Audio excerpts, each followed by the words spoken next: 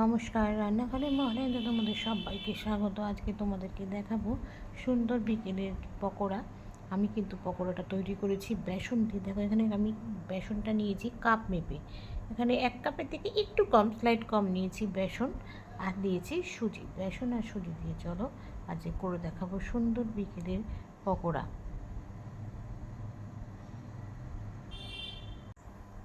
আচ্ছা, আমি যেহেতু বেসন নিয়েছি 1 কাপের থেকে একটু কম, দেখো সুজি কিন্তু আমিও হাফ কাপ নিইনি, হাফ কাপের থেকে একটু কম নিয়েছি। মানে এটা মেপে নিলে পকোড়াটা কিন্তু সুন্দর হবে। আর তারপরে যা যা লাগবে, পেঁয়াজ কুচি দেবো, দিয়ে দেবো ধনে পাতা কুচি, লঙ্কা কুচি। আর বিকেলে দেখো আমরা চায়ের সাথে কিন্তু সবাই খাই। এবার এক এক দিন এক এক রকম।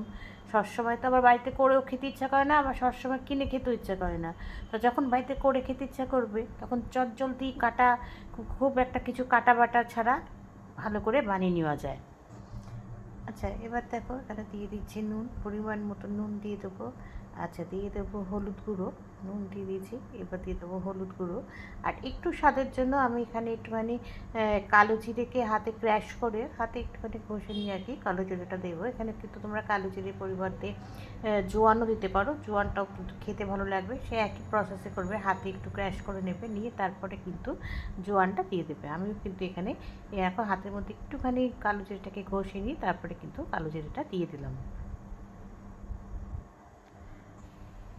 আচ্ছা, এবার দেখো সুজিটাকে আগে একটুখানি শুকনোভাবে মেখে নিলাম, সুজি আর বেসনটাকে।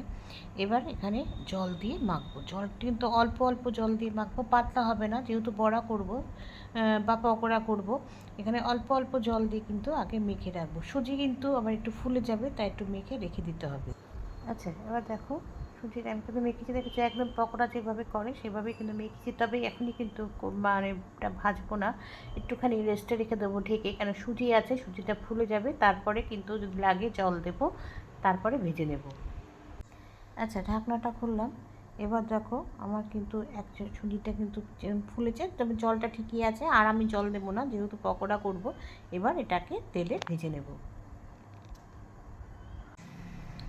তেলটা কিন্তু গরম হয়ে গেছে, সাদা তেল দিয়েছি, সাদা তেলটা গরম হয়ে গেছে। এবার এটাকে কিন্তু পকোড়ার মতো ছোটো ছোটো করে আমি কিন্তু ভেজে নেব। এবার দিয়ে দিচ্ছি তেলটার মধ্যে, তেল কিন্তু গরম করে তেলটা কিন্তু আঁচটাকে একটু কমিয়ে দিতে হবে, না হলে কিন্তু আবার বড়াটা কেবে পুড়ে যাবে। সেই জন্য কিন্তু তেল গরম করে নিয়ে কড়াইটার আঁচটা কমিয়ে দিতে হবে। দিয়ে এবার দেখো আস্তে আস্তে আমি দিয়ে দিচ্ছি যতগুলো হবে আর কি।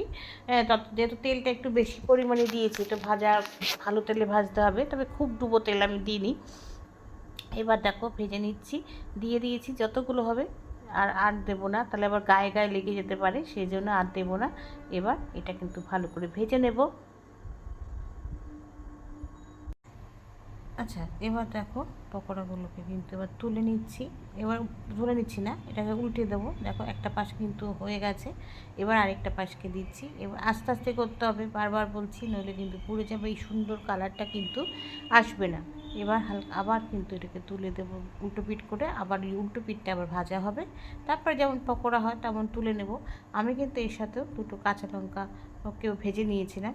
ভাজা লঙ্কা কিন্তু মানে পকোড়ার সাথে মুড়ি দিয়ে বলো, ভাজা লঙ্কা কিন্তু খেতে খুব ভালো লাগে।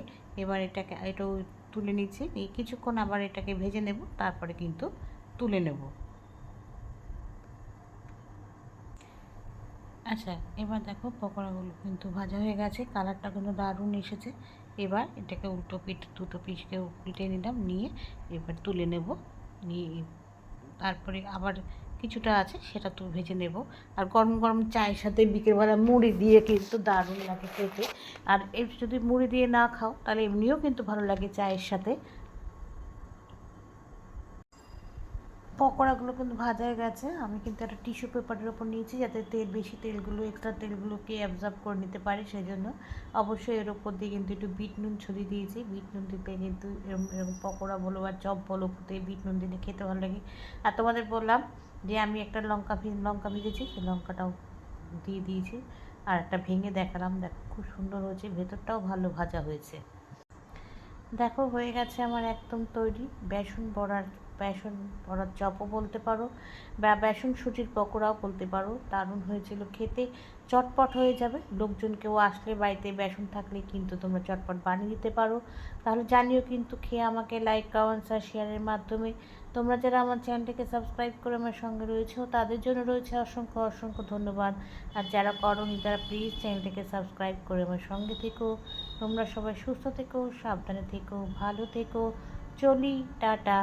দেখা হচ্ছে পরবর্তী নতুন কোনো রেসিপিতে তোমাদের সঙ্গে।